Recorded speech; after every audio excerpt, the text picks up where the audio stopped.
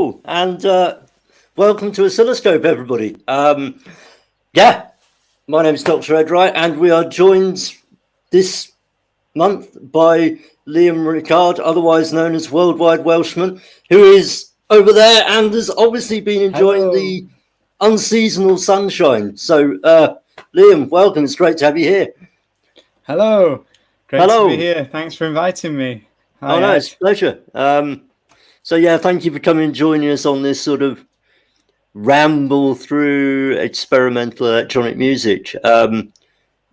As we usually have with somebody here as a co-host, you're not specifically an electronic musician, are you? I mean, how would you go about describing the music that you do? Well, I would say, it's novelty, folk. I would say it's global out pop. That was the definition I decided to go with. So not so electronic, but we have electric guitars sometimes and pedals, you know. Yeah, that's cool. So if you get a chance, please do go and have a listen to Liam's stuff, because it's great. I mean, I've had the pleasure and honor of playing with him in the past with a different hat on, and it's really enjoyable, likable music. So thank you, and thank you for agreeing to join us. So for those of you out there in internet land who may be joining us for the first time, basically Oscilloscope is a monthly event. It was when we were back in the real world, whereby performers and composers could bring along bits of work and play in front of an audience, and actually create some chat and some dialogue about that work. So back in the day, it was very much a sort of experimental test bed for people trying new things, and then actually chatting with the audience about it as part of it. And we've tried to keep that going, really. In that, we have 4 amazing artists coming up this evening, and Liam and I are going to have a chat with them after each of their pieces. And if you have anything you want to ask or to find out or to comment on their pieces, or you want us to put in there, please comment in the things above or down the side or below or wherever they are at the minute, depending on what you're watching on.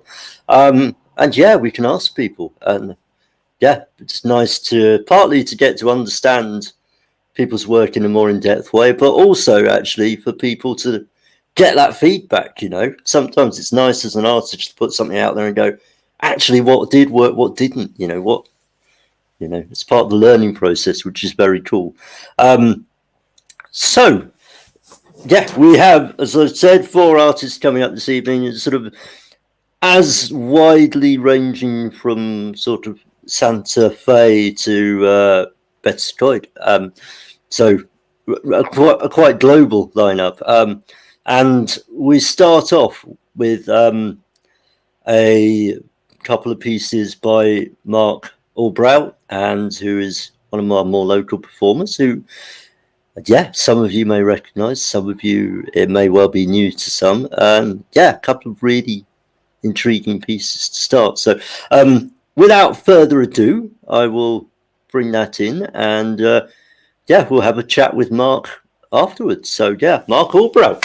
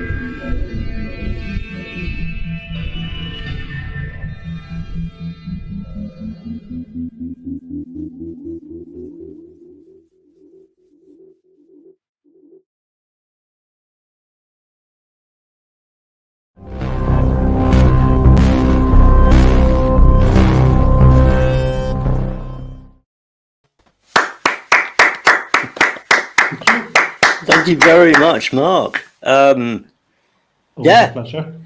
Absolutely. Two intriguing little pieces. Are they linked in any way, or do they happen to just be? I think I used a similar technique in both of them, insofar as I multi-tracked the kind of spine of both of them. Which the first one was obviously the piano bit,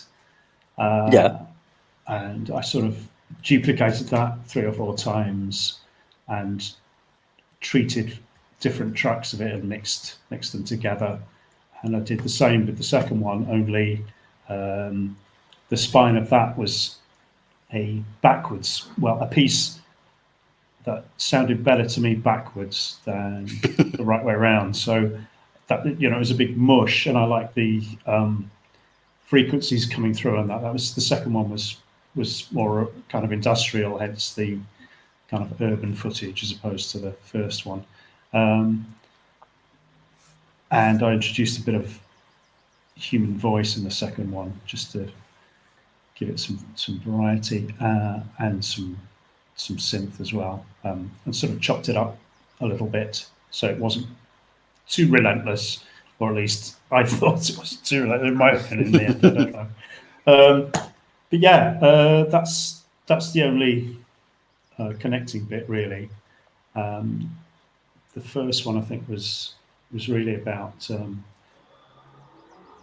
I'd had the piano piece. I mean, obviously, I didn't play both those pieces because I'm not a musician. But at the same time, I just recorded them separately, the repetitive bits, and then the little melody on top. And then sort of wanted to. Initially, I was going to put a very aggressive sound against it, just as a contrast to see what happened. Yeah, but it was a bit too aggressive, so that's why I sort of gradually tried to modify it, or sort of corrode it a bit, sort of undermine it a bit, by using lots of effects and different sort of. Cool. Liam, anything you want to ask? Well, I have loads of questions. Go for it. Yeah. Yeah, I thought that they really. Sorry, you cut out there, Mark. But I thought they really fitted with the image as well, both the pieces. Because the piano was playing, and then you're cutting out now. Oh, right, I'm cutting out now. Oh, well, yeah, now. Yeah. Oh, yeah, I like. Yeah, I think we're all okay. How the audio fitted with the image, and because you had the sound of the grass, it sounded like if you're listening in the grass and there's that. Yeah, that came in over the piano, didn't it? At the end of the track. Yes. Yeah. How did you do that sound? I didn't actually. I can't remember. I didn't actually use the audio track of the footage. Oh, I've lost you, Mark. Sorry. Hopefully you'll come back. Liam's cut out now. Would you mind? Right. Oh yeah, begin again with that bit. Yeah, go again. You all bombed out for a brief period.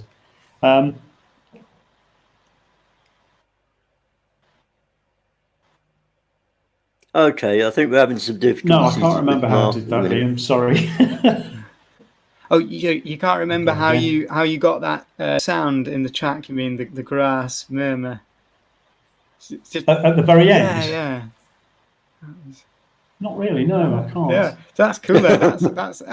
But I wasn't. Did you play the piano, or did you record another piece, or someone else playing the piano, and then sat and then? No, it was me playing it. It's just I played the two patterns separately. And then it's two layers. One at a time, because I'm not a good enough musician to be able to just do the whole thing. As Neil Browning, he says, not a musician. So yeah, that's not a true statement that you said earlier. No, I don't think so. No, as Ed says, it's making noise, or noise mongering, as a term I like to use. Well, the other question that because you said that the second one you actually recorded something and then you reversed it, and I don't know what was the origins of the sounds in the second piece. Where did you what did you record? It was a lot of stuff, actually. It was synthesizers, and it had a drum in it, and some melodica, if I remember right, chords and all sorts of synth sounds going on, and they just turned into a bit of a mush that hopefully it was reasonably interesting, which was far more interesting than how it sounded unmushed, if you know what I mean. So yeah, it was quite a variety of sources in that one, and I treated it as well as it was reversed. I managed to put a bit of reverb and Dr. Octave on it as well to give it a bit of up and downy, and just built around that really, but chopped it up as well. I multi-tracked it and chopped different versions of it up, so it wasn't too linear. I mean, yeah, maybe I should have dropped more of it out in that track. I don't know. I give thought a bit more contrast. It was great. I loved it. Yeah, it's really interesting. Yeah, oh, there we are. That's interesting. We've got a question in from JJ, and a compliment. So lovely. Was the piano improvised separate from the video or to the video? So I presume Jay means sort of playing with those images in mind or in sync. That's a really interesting question, because the piece suggested to me, sorry, did you hear that? Listening to it suggested to me grass in the wind. So the music came first and the image came after. So yes, I'm glad it worked out well. Brilliant. There's another lovely. Chilled awkward. That's very nice, Neil. Thank you. That's brilliant. I think what we'll have to do there, Mark, is sort of wrap it up, as unfortunately you are dropping in and out on us quite a bit. But I think would you mind diving into the comments, and if people have got stuff to ask, and then we can. And then if hopefully you've got anything else you want to ask Mark, he can hopefully answer by typing, as he seems to have frozen completely. Oh no, he's back now. But that'd be great if you could. And once again, thank you very much for a couple of cracking little pieces. Thank you both. Cheers. Before you go, I was also wondering what city it was. I also loved the visuals in the second one, the loop, and then the loop went more and more white and weird. Yeah, that was cool. What city was that? Not absolutely sure, but my feeling is it's probably Sheffield. Could be. Yeah, I couldn't. But could well I be. think it was Sheffield. The trolley bus in the background. They should bring back trolley buses, because the trolley bus, it's amazing. You don't need batteries or petrol or anything. You just need renewably generated energy somewhere, don't you? You need your solar panels, your turbines, whatever, and then it goes through the wire to the bus. I think it's a really great solution to bring back, to be honest. Totally. They should never have thrown them out. Mad. No. Thank you. Brilliant. Both.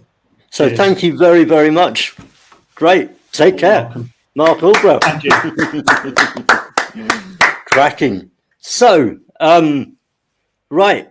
Next up, we have work by Gary Lee Nelson, who is actually far, far, far further away across the Atlantic, based in Santa Fe, and has. Oh, I've got some blurb about his piece now, which has obviously been the way of the world disappeared from my screen. So, rather than me hunt for it, given that today seems to be the day of glitches, we will get Gary's piece going, and Charles, who is teching for us, can get that. I believe that Gary is also narrating as part of it. So, without further ado, from sunny New Mexico with Gary Lee Nelson, and yeah, a fantastic piece. Gary.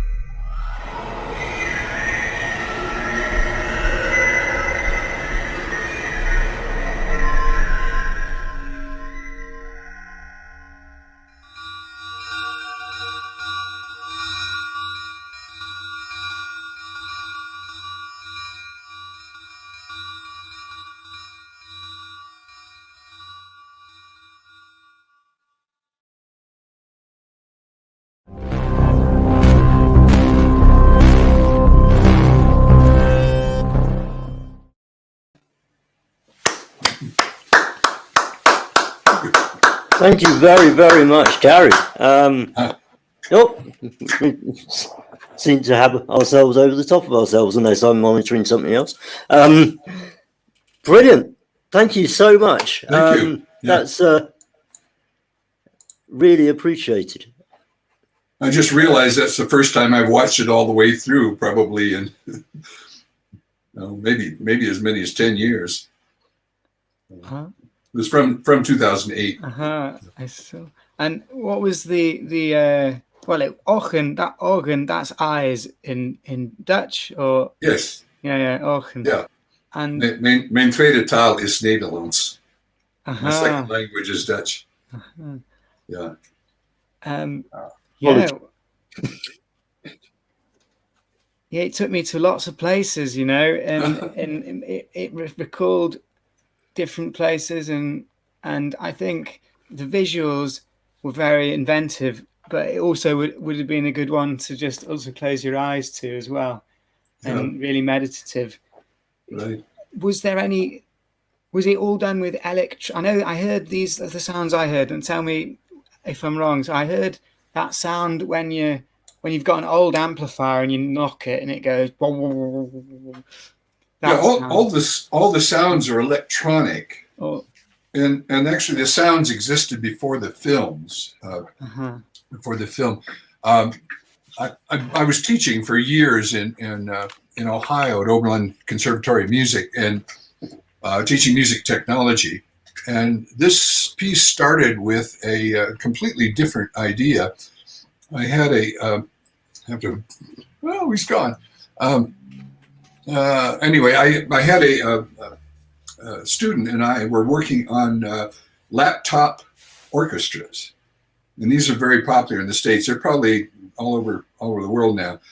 But you have a local area network and you just pass messages back and forth between the laptops. And originally this was based on the game of craps, the dice game. So there was a little graphic screen where you would roll dice and you would make bets. And everything that you did was passed on to the next person in this circle of the laptops. Mm-hmm. The only thing they didn't know was how much money I had left. And so they could take the data, whatever I rolled, how many times it took me to make my point or to lose. But once I lose, then they get to roll. And we never did it more than 3 laptops, but if you got them in a network, you could theoretically unlimited.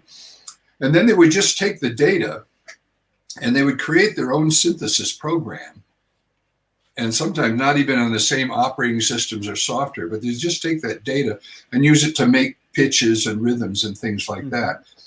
And so the soundtrack to this was from a performance between my student and I in 2008, 2009. When I retired there, they had a big homecoming of students and former faculties, and a lot of people performed, but we recorded this one.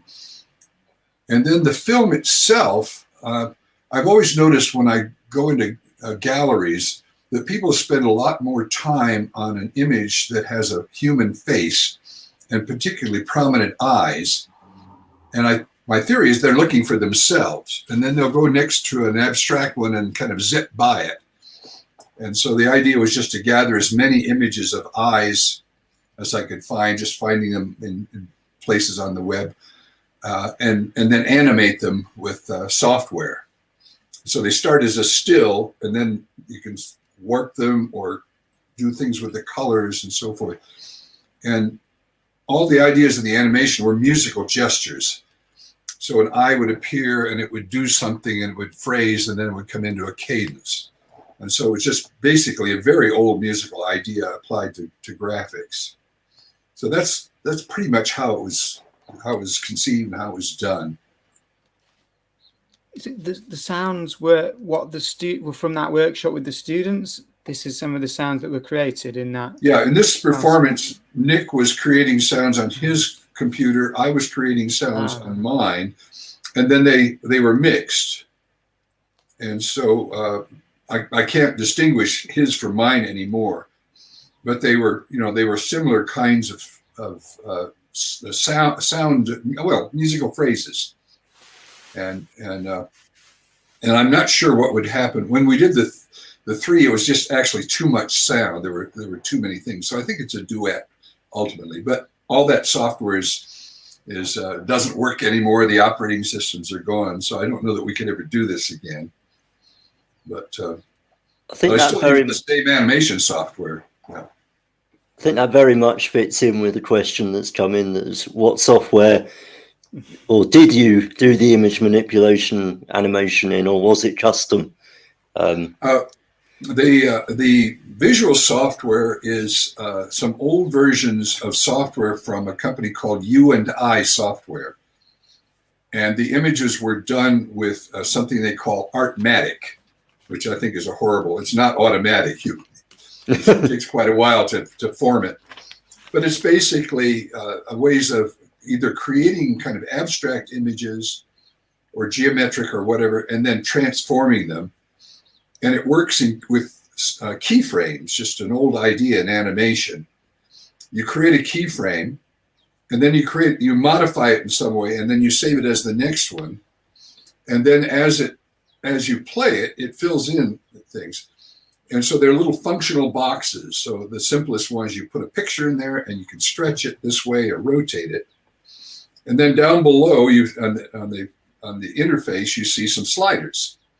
And if you move the sliders, it changes the image. And then the animation is simply as you go from here to here, it's moving those sliders on all the little functional boxes.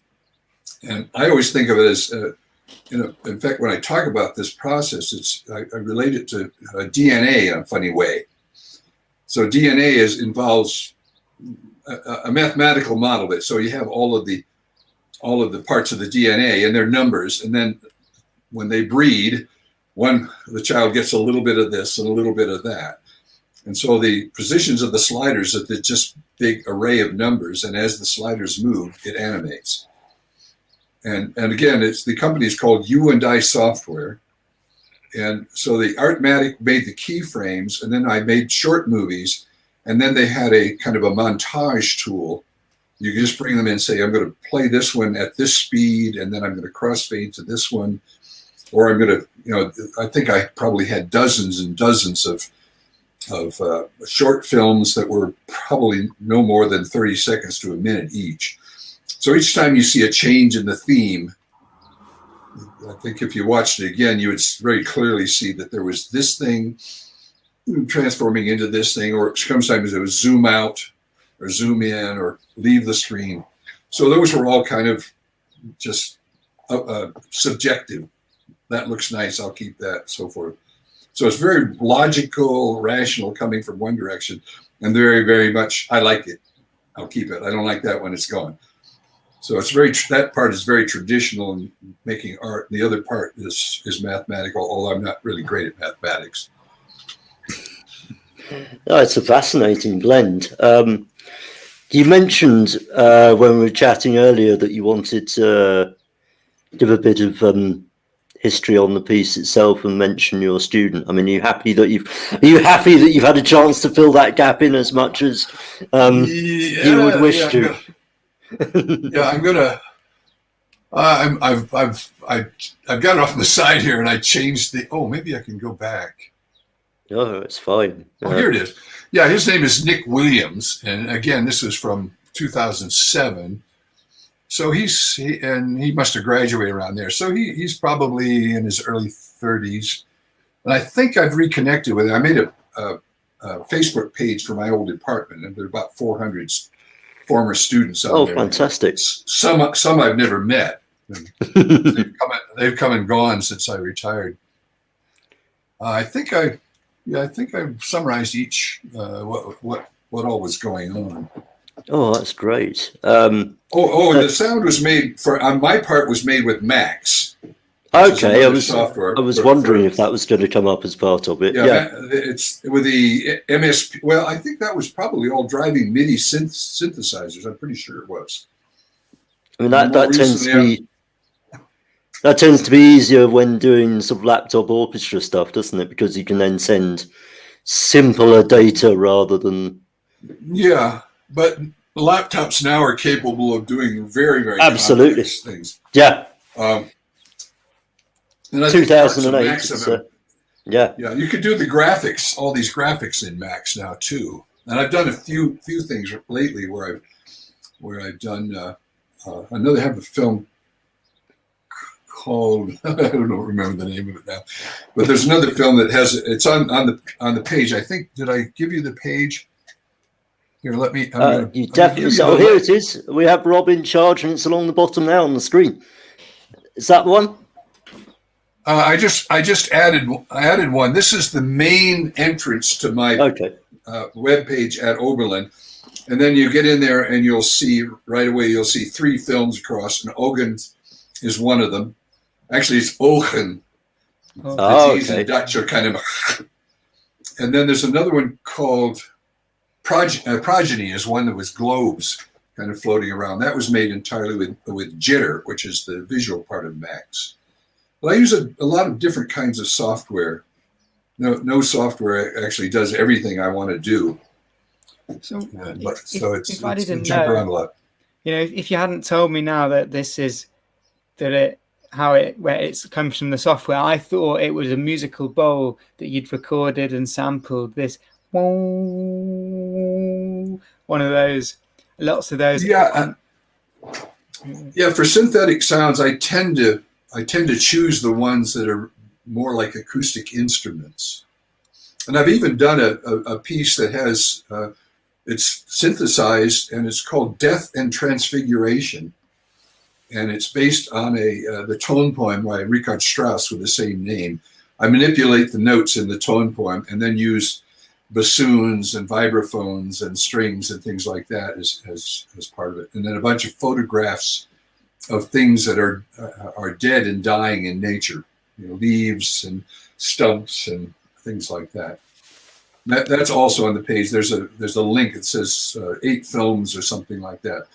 And those films are all from that same decade, from about 2000 to about 2008.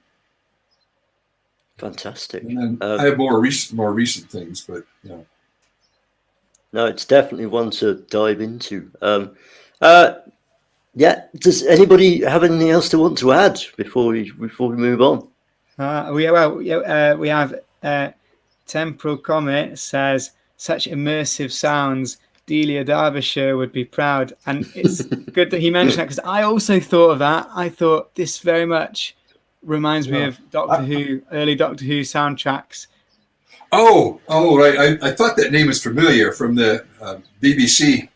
Yeah, Delia Derbyshire. She made the Doctor Who theme. Yeah. I actually toured that when I was teaching in London in 1990.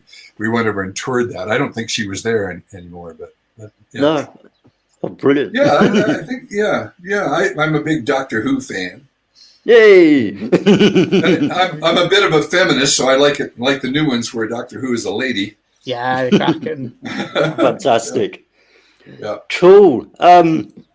There I think we probably should wind it up and move on to other people before we end up on some random wormhole on Doctor Who, as we're about to end up there, I feel. Gary, that was absolutely brilliant, and thank you for taking the time to have a chat with us and thanks zoom in from over the Atlantic.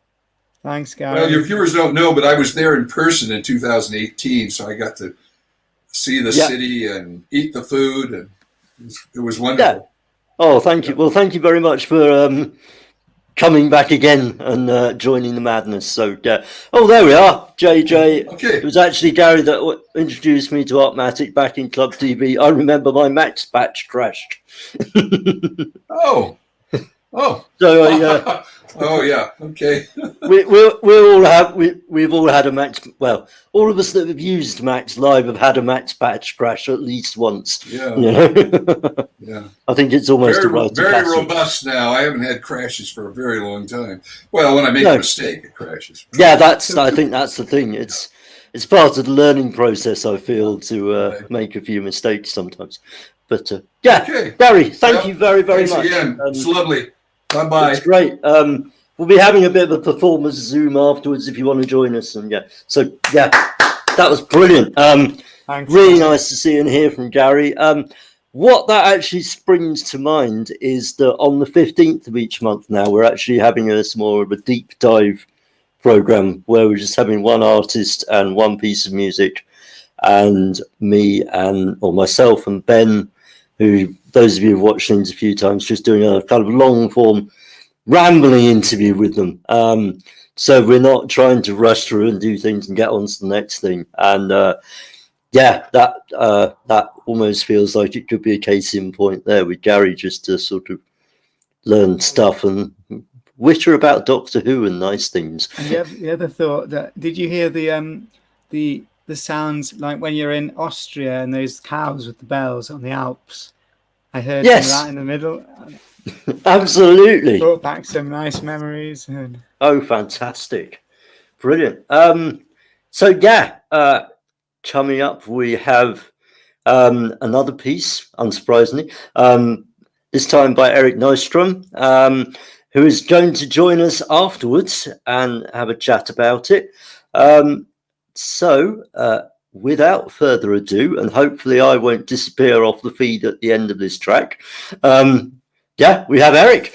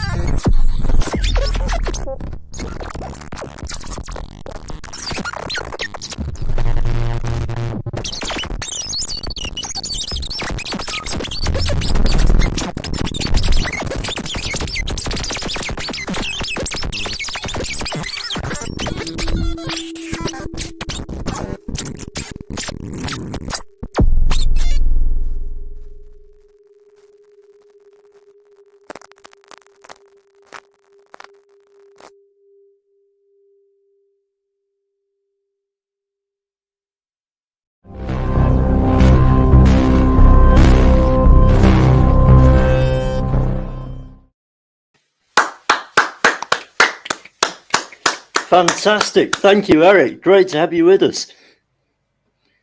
Oh, we can't seem to hear you. Is your sound on? At the end there, you hit the keyboard, Eric. You went boom, and then it finished. I think you need to hit it again so the sound comes on. I'm joking. I'm joking. But, oh, you're frozen. You're frozen, Eric. Oh dear. It's obviously the day for glitches. Keep talking, Eric. We'll see if Charles can get you back. Oh. No. Oh, something just happened. Yeah. Yes. Is that me? Yes. Hello. Brilliant. Thank you. Okay. Thank you for joining us. It's obviously a glitch day. What a brilliant piece. I really liked that. Thanks, I appreciate it. Tell us about it. I mean, it's fascinating watching it develop as an entity from this very quiet, delicate thing. What's going on there for you? It's a piece called Interaction, and the title comes from Karen Barad, who's a writer,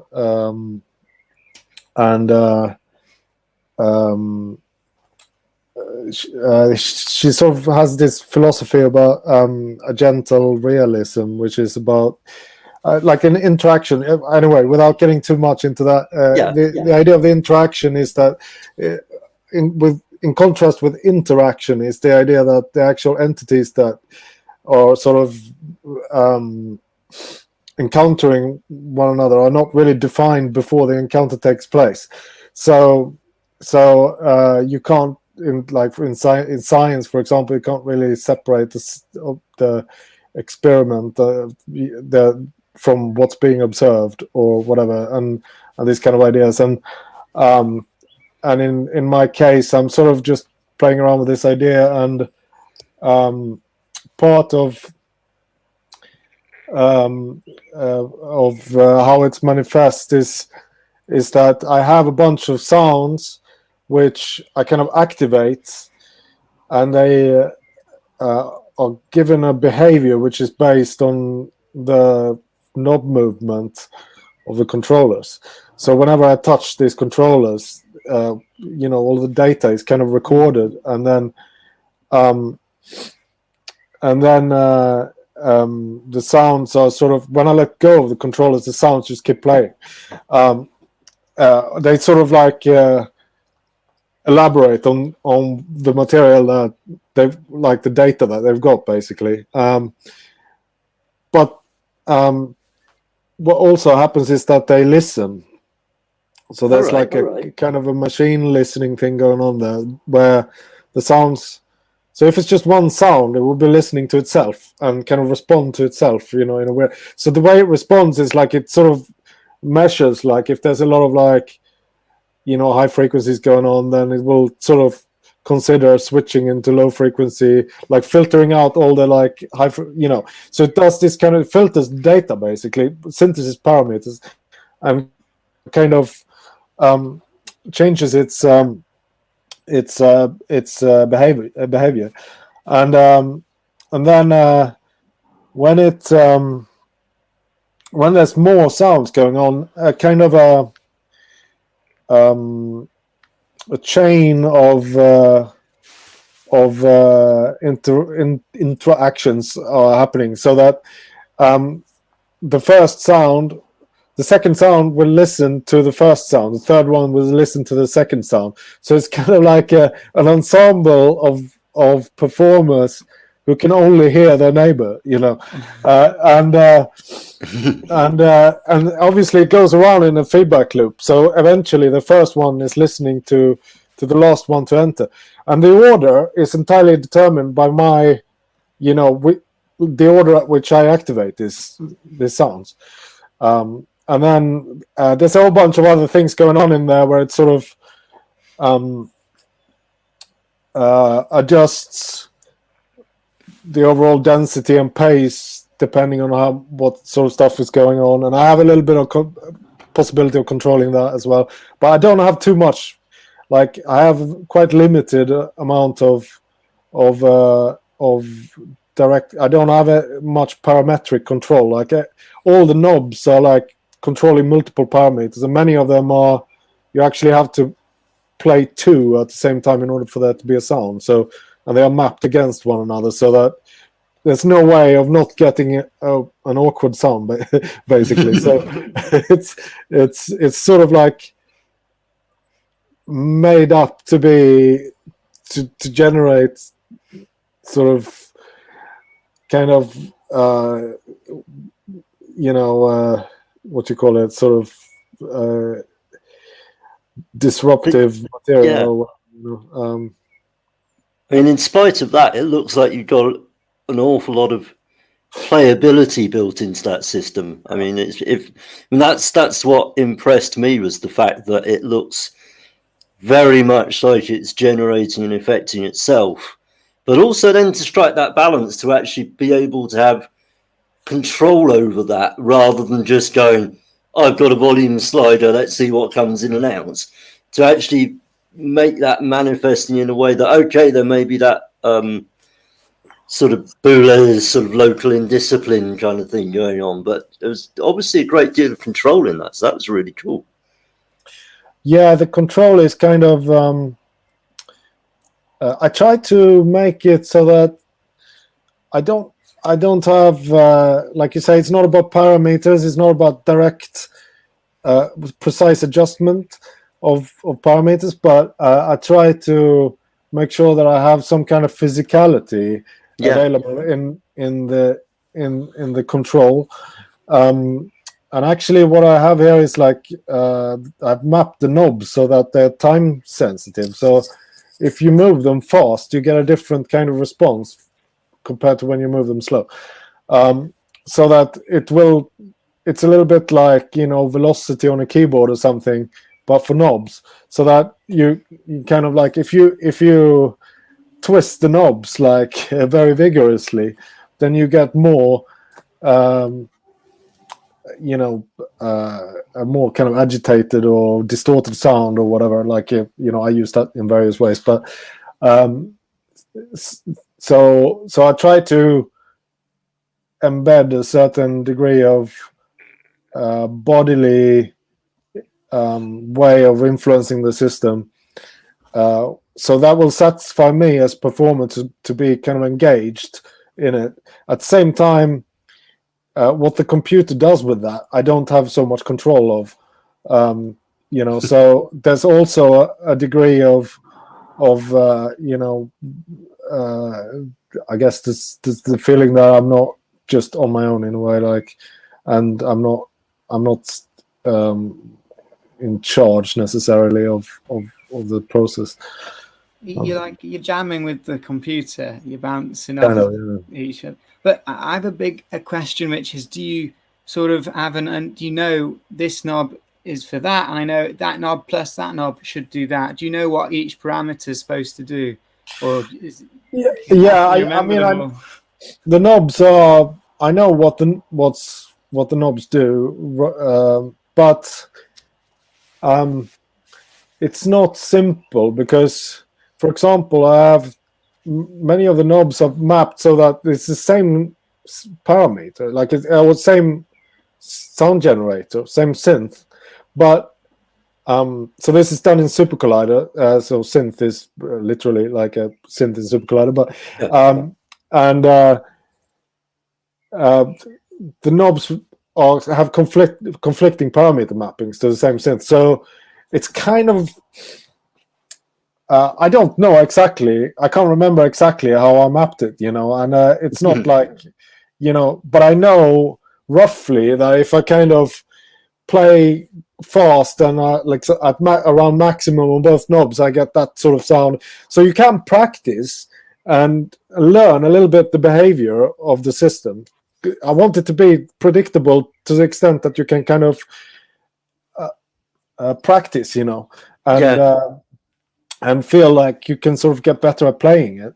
But at the same time, it's the sort of playback of it. You know, if you let it play, it will be unpredictable to the extent that you know, any attempt to plan a performance is sort of likely to be like you shouldn't, like, even if I have a plan, I try not to stick too hard to it, because it's usually whatever is good about a performance is usually not what I had in mind, you know. So yeah. No, it strikes me very much almost as if, like, conducting a kind of an ensemble of improvisers, in that you know roughly if you want that thing from over there with that person, you know, it will do kind of that sort of thing, but actually the individual micro data of what may come out, you don't quite know what's going to be there. I mean, it's just so, I mean, to make it clear for people who might not be too in-depth involved in this, I mean, I think a lot of the practice that's gone on with this has actually been in terms of you developing the software in the Super Collider environment and actually setting up some of those decisions within that framework before you've already got to the stage of performance, I think. Is that fair? Yeah, completely. Yeah, there's a lot of so the sort of composition work, if you want to call it that, is basically programming. I mean, and there's a lot of sort of decisions there that are not simply, you know, programming, problem solving, but actually aesthetic decisions, you know, where, you know, I've sort of I suppose, nudged the possibilities of the agents to a certain extent, but not too much. And that, of course, it's all infused with some sort of aesthetic, direction.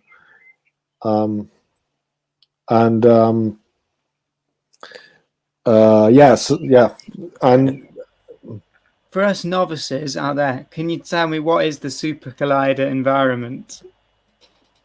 Oh, I'm going to duck out of this. I know Eric's far more up on this than I am. It's not. I actually have some tools that I've made that are available online. There's a GitHub where you can download them. But if you don't know Super Collider, they're not going to be very, very useful for you. But basically, Super Collider is it's a programming environment for algorithmic composition and sound synthesis, and you can sort of pretty much do anything in there. And there are lots of different UGens, they're called, which are generate like objects that generate sound of different kinds, of process sound. Like oscillators and filters and whatever, and many of them have very idiosyncratic sounds. And so part of it is, in some cases, I'm using like chaotic oscillators, like sort of non-standard kind of based on like chaotic equations and things like that. And in some cases, I have waves that are generated directly from the controllers by inputting data into like kind of envelopes that are oscillating. So it's a sort of it's really sort of raw kind of waveform that comes out, and there's no anti-aliasing or anything of that. It's pretty brutal. It's very raw. But there's some kind of there's a certain sophistication in the way that it, like, there's a lot of detail in the way that it can change, and it's all, a lot of it is the control, how the knob input is mapped, basically. Some of the sounds are just sine tones, but that are just kind of it's the frequency is just being changed in a particularly kind of odd way, so that you get this kind of Twitter sort of slash, I don't know what, but like odd noises come out of it. No, that's really cool. And yeah, to put it down to really lowest common denominator for you, Liam, it's essentially sort of text code based way of doing stuff, much like you would get with things like, I don't know, C++ or any of those things, or people who've used. And you know how you get things on the screen where people look like they're hacking in movies.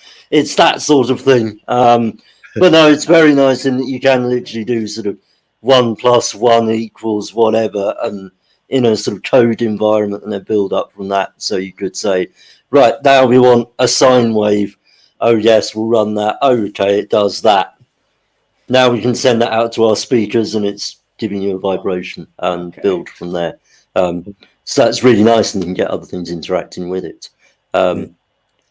Yeah, would be my very, very, very yeah, no, actually that's a fair sort of introduction. I mean, it's basically just a white page, and then it's code. So you can do a sine tone, or you can do 1,000 sine tones. You just add 1,000. Just like someone's doing their homework behind the scenes. There we go. I think we may have lost either Charles or Rob down the wormhole. Well, that's all new to me for sure. Yeah. S.boot. Exactly, S.boot. Yeah. What it made me think of, in a way, right? Because when you perform it, and the way you do like this, and thinking, it could be like the performance of, okay, I'm sitting at my computer, I'm going to do this task. Oh, it's doing its own thing. Okay, come on, computer. And then gradually you're going, okay, and you're trying, and the computer's doing its own thing and going off. And the person on the computer is getting more and more like, what's going on? And at some point, the video even blurs a bit, you know. Yeah. And I thought if the video even kept blurring more and more, it made me think of that times when I'm trying to make the machine do something and it won't. Yeah, it's doing its own thing. Yeah, there is an element of that kind of,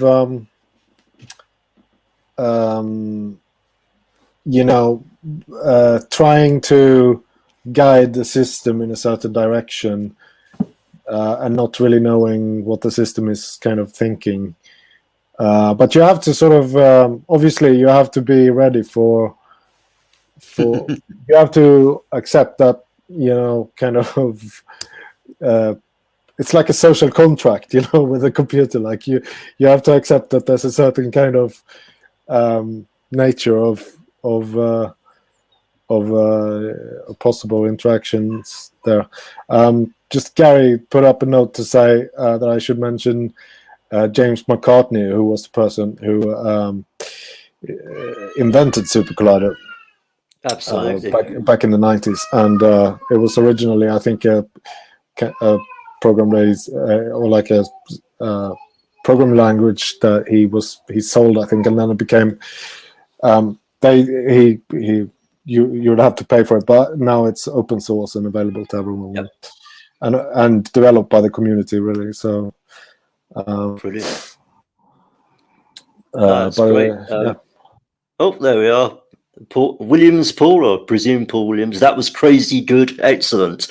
So that's always nice to hear. Reverend Tate, great performance. Yeah, I love the twitchiness of it all. I mean, that's that's.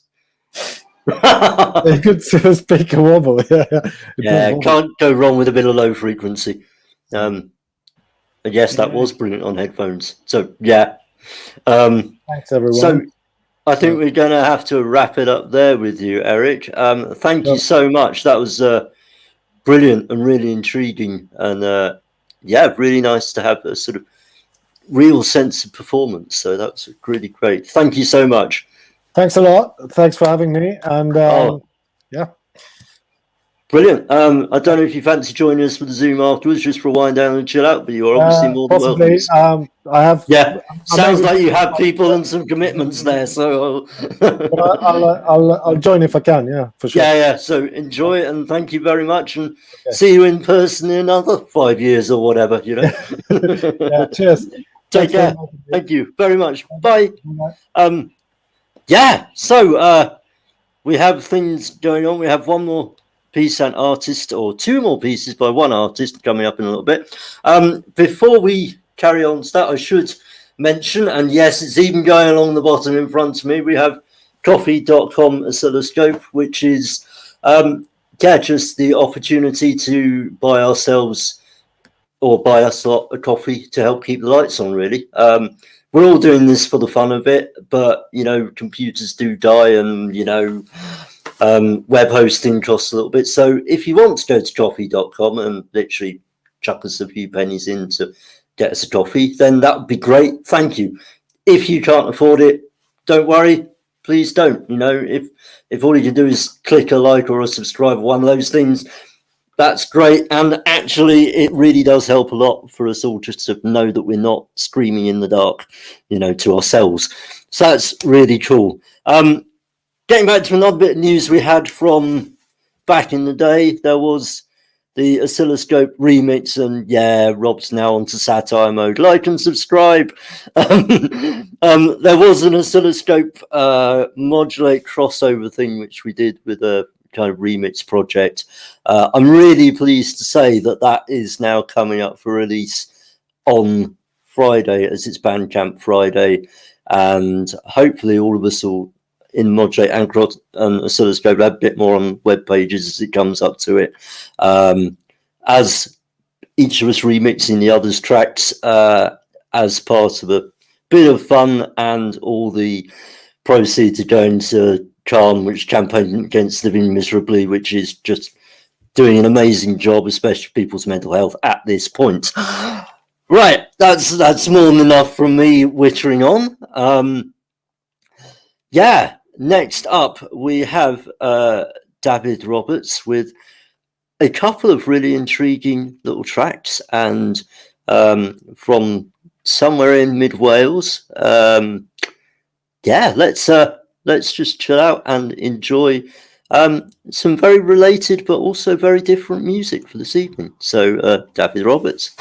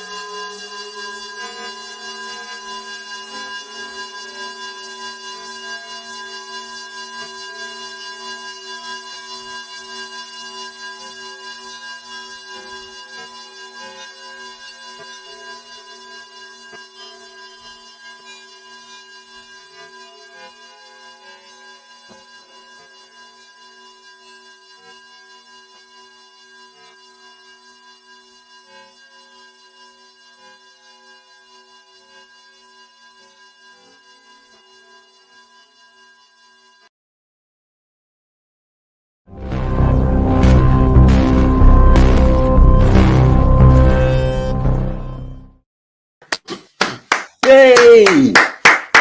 Thank you very, very much, David. And Liam's gone on to stealth mode in the dark. Okay.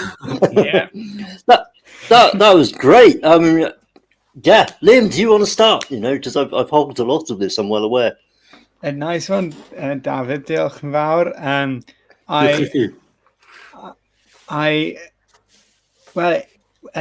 What was the story behind these two pieces? The first one first, and is there a connection between the two as well? No, there's no. Well, thank you, Ed, and thank you your comments. The first one, the story behind that, I suppose, is that I collaborated with, I suppose I would say a friend, but perhaps a colleague at the Aberystwyth University in the School of Art, Professor John Harvey, who lectures in fine art there, but is a very keen and very renowned sound artist himself. We talked about music and we thought about collaborating, and John came up with this proposition where we would work a sort of call and response approach with some recordings he made. What he actually recorded, I might say more's the pity, was a photocopier in the department. And I have to say, I didn't know what the hell to do with this. And in one sense, it was a 2-minute recording of a photocopier. I don't know which one it was. Maybe there's a great deal of difference between them. But in one sense, yeah, I could have just listened to that recording that he made forever. I mean, it was perfect in many ways.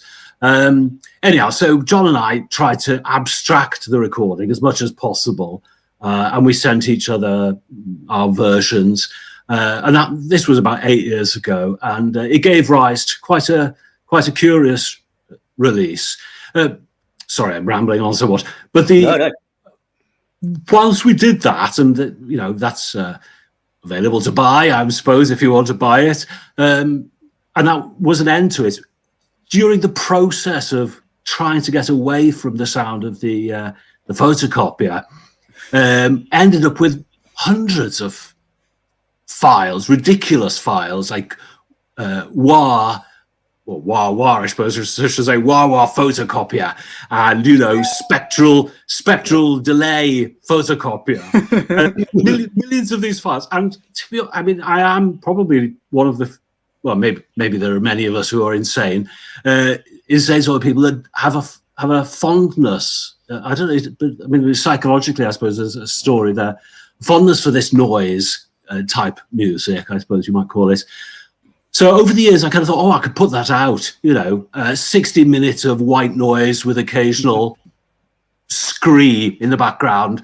But I never did do that. I hope what I put before you, if you like, tonight was slightly more I think it was a slight refinement on that kind of, on the spectral wah white noise process of these. But I had hundreds of files, and so I've tried to make something more coherent. I couldn't say more musical, but something more satisfying for me at least. So that was the first thing. There was definitely 3 movements. There's it's kind of flat, and then it changes, and then all the birds come in. I love the birds. Yeah, were they actual? You didn't get some actual birds. It's just the electronic sounds like birds, isn't it?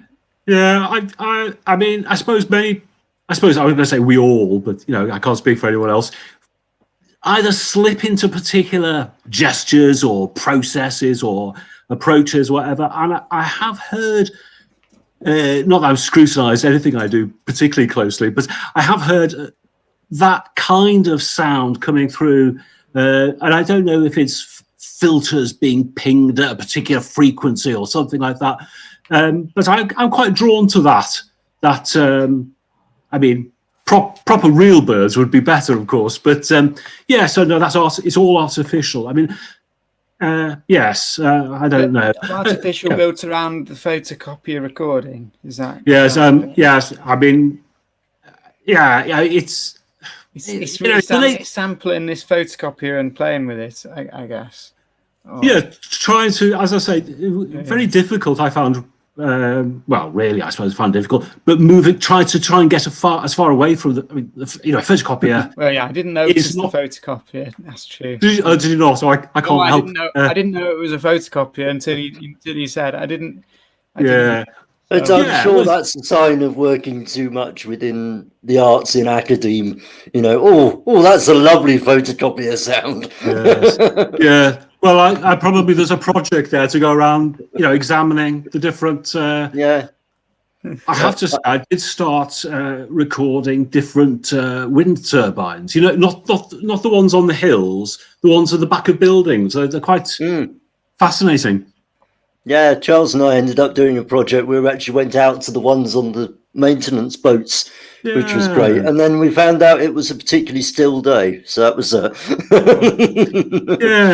yeah. Well, that's right. Good jolly though.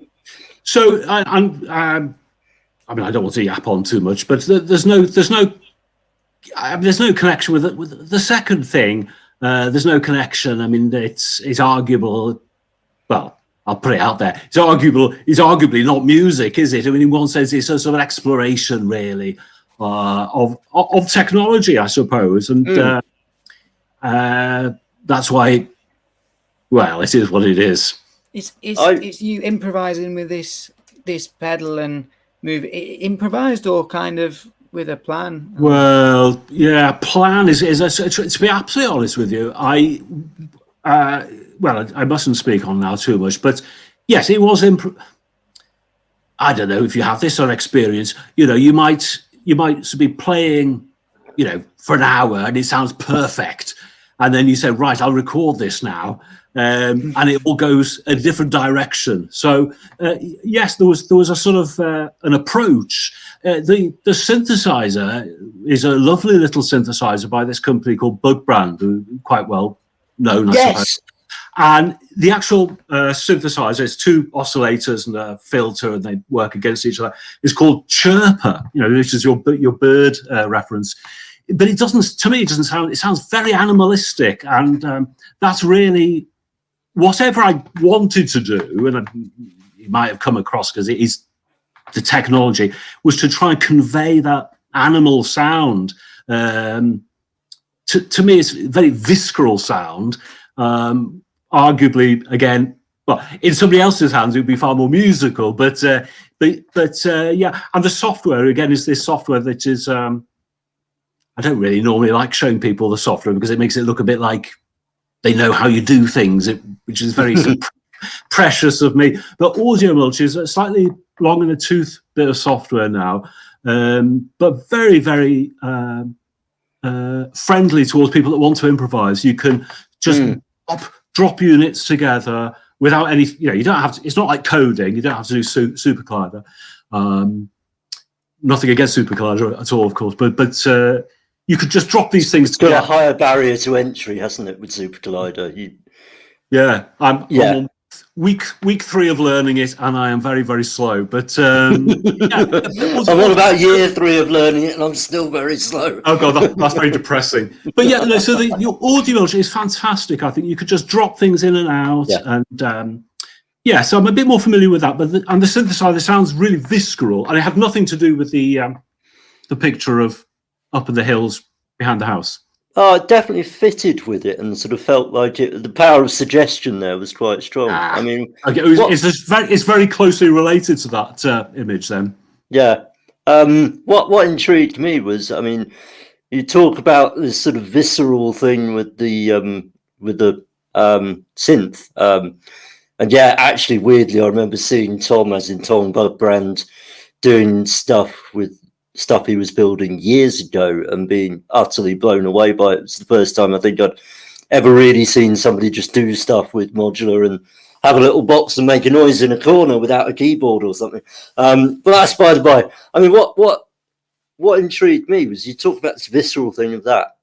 And very often people are very standoffish about, yes, I'm just going to do this with this in the box, and consciously not take that into something like Audio Mulch or Max or any of those sorts of things.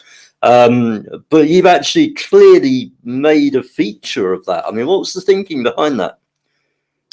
I don't know, really. I mean, it's just a habit. I think, I don't know, to be honest with you, Ed. I suppose maybe I didn't think it sounded enough by itself, I suppose. Okay.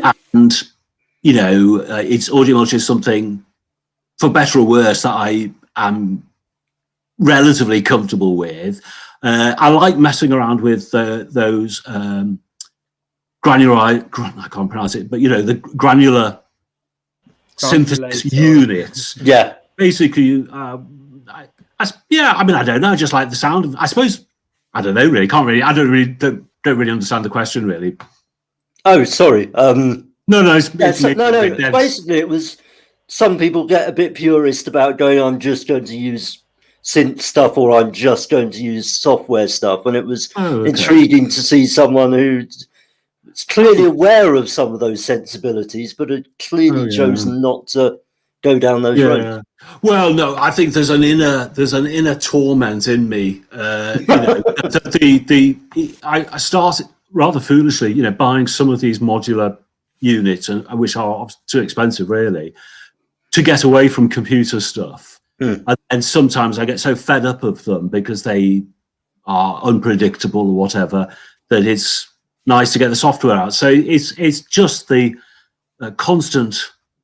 It's the yin and the yang, and the up and the down, and the sort of the black and the white. It's just a sort of stress. Tigger and Eeyore, really. Hey, Tigger and Eeyore. Absolutely, yeah. Cool, Liam. You look like you've been trying to ask stuff, and we've just been going off on one. You... No. Well, I interestingly. Yeah, I saw that you've done the box, but when it was just with the picture of the tree, that's when I was more hooked. Yeah. It's cool to see the box as well, and this software, because I don't know what the software looks like, because I don't know, I don't know how to make this kind of music. So that was very interesting. I've seen the box because I've seen Charlie doing it. I've seen him playing with these boxes and things. So, but when there's that tree there, it's a completely still photo, but you think that it's like it's just really something about that photo, it is. Yeah, thank you, Liam, because I agree with you. It's a lovely photograph, isn't it? And I suppose I was thinking of Ocilloscope, and I think knowing what Ocilloscope is like, and why I like Ocilloscope as well, is people like to see various synthesizers and bits and bobs like that. So it was more of an attempt to sort of, to do that. And with the first one, I couldn't think of anything to go with him. I mean, I suppose I should have videoed a photocopier, but we'll do that next time. But it's a lovely picture. But it's a lovely. I agree with you, and I will make that the cover of the next LP. No, I was. Oh yeah. No. I mean, I was initially having, because there's a sort of tub or something. I don't know if it's farm feed or something in there. That initially I was looking at it going, not really sure about that in there, and then had that sort of moment of where it brings you back. So I think it's a Turner painting where there's a sort of ship on the sea in the mist, and this sort of red marker buoy in the left-hand, I think it's left-hand corner, that's just like, dunk, there it is as a focus. And like, actually, wow, yeah, that kind of does reference and work like that, which is really quite cool. Well, it was completely random, of course. Yeah, absolutely. But you also didn't choose to traipse up and go, let's get that out the shot, which therefore somehow suggests either some sort of action or lethargy. I don't know. It was a long walk. Absolutely. But on the first one, because of that image of the lines and the kind of moon, some kind of sci-fi moon or Matrix type thing, it's a bit like you're in the real world and suddenly the graphics all fell away and oh no, we're in the Matrix. And I was imagining 3 files for John Harvey, and I was thinking of this fella. He's sort of working in this enormous, endless office block, and it's all files and cabinets. 3 files for John Harvey. His job is to get, and he's got the first file, and the first file, it's like this. In the second file, it's developed. It's slightly different kind of sound. I don't remember that one now. And then the third file was the file that was with the... And he's walking around this big, massive building in this dystopian future with his 3 files for John Harvey. I was at Aberystwyth University. Absolutely. Cool. Yeah, I mean, should we wrap it up there? Is there anything you'd like to add or that we've overlooked or Thank you for having me, and thanks. No, it's a pleasure. Thank you for, it's a couple of lovely pieces, as seems to be being said in the comments. That's great. Thank you. Yeah. So, David Roberts, thank you very, very much. Thanks, Ed. Diolch, Liam. So, yeah, that sort of gradually takes us to the end of what has been another fantastic evening. Just to add on to stuff, coming up on the 15th, we have next deep dive. So sort of one artist, one track, and a long form interview thing, exploring that. And it's brilliant to be able to announce we have Doug McCausland coming for that, and we have myself and Ben Buck talking to him about a piece. So that's really cool. And we've also got on Friday the result release of this remix project that's been going on with Modulate. So thank you very, very much to Liam for agreeing to come on the crazy ride that is this Tuesday evening. So thank you very much to you. So I hope you've enjoyed it. So yeah, it's been a pleasure. Jochen Val. So yeah, I mean, we're going to dive onto Zoom in a minute and hopefully have a bit of wind down and whatnot. Thank you very, very much to all of the artists and composers tonight. So just to go back over, we've had Mark Albrow, Gary Lee Nelson. We have also had Eric Nystrom, and we've had David Roberts, and also keeping us all under control, we've had Charles Gersham and Rob Spall in charge of studio things and keeping us sane. Rob's also just tapped the coffee.com thing down on there. So if you do have a chance to drop a penny in the mug to keep us running, great. As I've said before, this is all done for the fun of it, and that literally just goes to cover virtual studio costs. So yeah, don't feel stressed about donating to that. But if you can, great. Thank you very, very much for joining us, and also thanks to friends and relatives and whatnot that give us the space and the time to do this stuff, because, yeah, there's a big infrastructure around all these people, and, yeah, we all have lives, and, yeah, it's brilliant. So, without further ado, yes. Before I go, it's just like being on Mix. Long ago, used to be on Radio 3, and I used to like mixing it. When I was a teenager. So this is really cool. Great experience for me to be on the new version of mixing it. I don't know if it exists anymore, but it exists here now. That's brilliant. And yeah, we also, without doing that, we should plug you. It's going along the bottom as Worldwide Welshman. Do go and have a listen to Liam's music, because it is brilliant. I mean, it's thoroughly enjoyable and really nice. Okay, if you're dead hardcore into out there abstract electronic stuff, it may not be your thing, but actually the chances are, if you're into this sort of thing, you like listening to a lot of different stuff and trying different things. So go and have a listen. It's really nice and really well executed and really well done. And I'm proud to have said I've played with him before. So yeah, go and have a listen. It's great. So yeah, without further ado, we've got Lindsay Evans saying loved it, thank you. People in there saying woo. So before we all overstay our welcome, thank you very, very much. Night all. Nostar pau. Nostar, Dio.